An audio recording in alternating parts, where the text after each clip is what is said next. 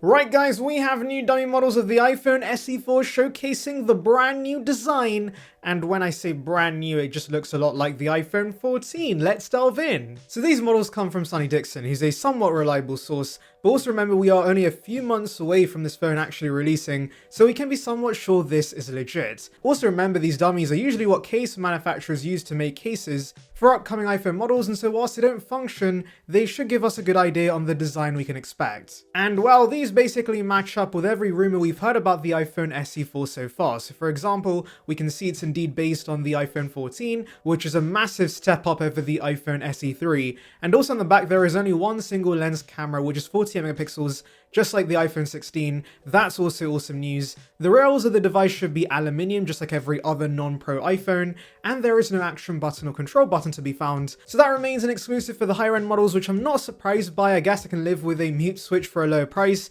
though I won't deny an action button on this would have been nice to see. You know what else would be nice to see, guys? If you click that subscribe button, of course. It's free and it'll bring you the latest about Apple right to subscription box, so please consider it. It would be appreciated. Join the Saranbyte gang now. And that's basically everything these models show. Now they come in black and white, and considering Apple stopped producing red iPhones all of a sudden, I do wonder if the SE4 is going to be the first iPhone since the iPhone 10 to not come in any color except black and white. That would be a bit of a bummer since I always want some fun range of colors, but maybe it's an intentional decision by Apple to maybe upsell you to higher end iPhones with their wider range of color options, since regular consumers do actually care a lot about color options, and they might be swayed to the more expensive 15 or 16 solely for this reason. But overall, when you look at the design and specs of the iPhone SE4, you might think this all sounds too good to be true, but even this phone's going to have an Achilles heel, and that's the fact it could be one of Apple's first devices to use their in-house modem. For those unaware, Apple currently relies on Qualcomm for their modems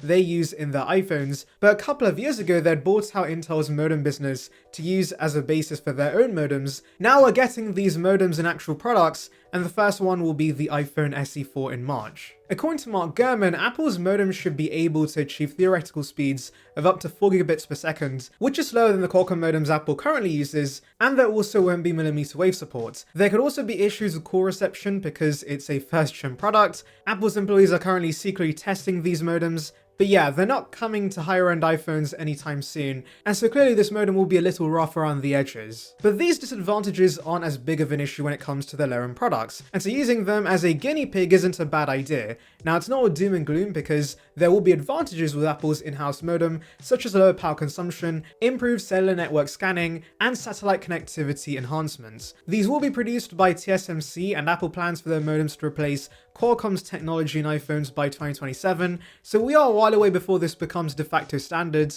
But yes, hopefully there aren't too many issues with the first-gen modems. But yes, I'm sure Wi-Fi and 5G speeds are going to be worse on the iPhone SE4. But that works in Apple's favor because it's going to push consumers to the higher-end models if anything. Anyway, let's now recap everything we know about the iPhone SE. And guess what? Gurman does exactly that in a new report. So for one, he says this will be similar to the iPhone 14, which of course we can see in the actual models. And this is not really a surprise at this point, but hey, Gurman chiming in and corroborating on this key information is great news. This alone means we're getting Face ID instead of Touch ID, and more importantly a 6.1-inch OLED, which is going to be a massive upgrade over the 4.7-inch LCD display we have on the SE3. But more excitingly, Gurman clarifies on some confusion regarding whether the SE4 is going to support Apple Intelligence or not. Previously, Ice Universe had mentioned we could see, and I quote, 6 to 8 gigs of LPDDR5 memory, which does suggest that you might get different amounts of RAM depending on the storage tier you go for. This is quite common in the Android world, but would be a first for the iPhone, though do remember Apple has done this with the iPad Pro, with the base models getting 8 gigs and higher storage variants getting 16 gigs of RAM. Anyway, if certain variants of the SE get 6 gigs of RAM, they would not be able to run Apple Intelligence. And so I've said in previous videos, I don't see Apple doing this. It would be very confusing if only higher end storage variants supported such a key feature, and thankfully Gurman makes it clear the SE4 is going to have full Apple Intelligence support, so expect 8 gigs to be the standard.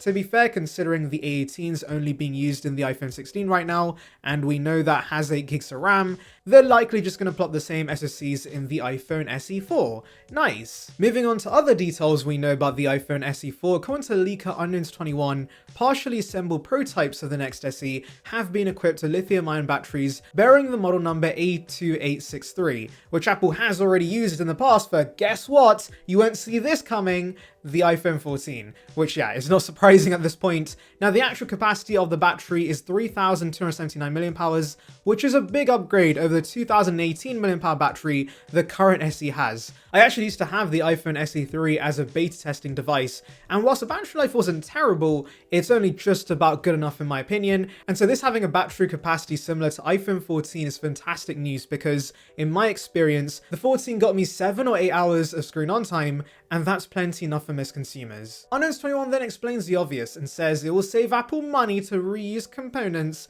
and well, it does not take a genius to work that out. Believe it or not, but using old battery tech and chucking it in a new phone is going to be cheaper for Apple, who'd have figured? Jokes aside, this is the blueprint for the SE in general. It's a recycle bin iPhone. Whatever components can be found in the parts bin for a low price ends up being the new SE, and while considering they're still producing the iPhone 14 design, it would make it the perfect candidate for the new SE4. Remember, the SE2 replaced the iPhone 8 that was still being produced, and the SE1 replaced the 5S that was still being produced. Pricing wise, I do think the SE unfortunately is going to be a little more expensive than the outgoing model. I mean, did we really see Apple giving us OLED, a new design, a better camera, and a whole bevy of other upgrades for the same price? This is not a charity, people. Apple wants to make money, and it's definitely going to be more expensive, and Apple can justify it. Now, there is a chance it could be $50 cheaper than the iPhone 14, which is currently $599, and if you're wondering why I think that is, it's because the SE2 was $50 cheaper than the outgoing iPhone 8, that was $399, the iPhone 8 was $449, and so the same thing could happen here, but I don't expect it to get any cheaper than that.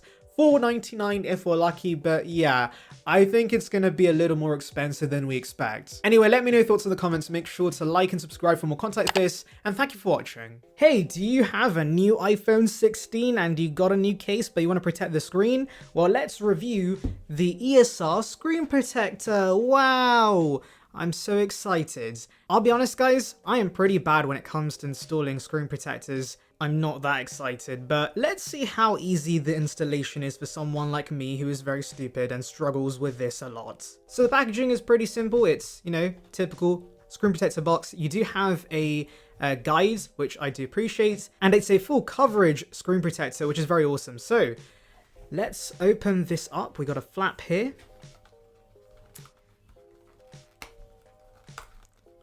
It's not going to come out, is it? There we go. Okay, so getting in.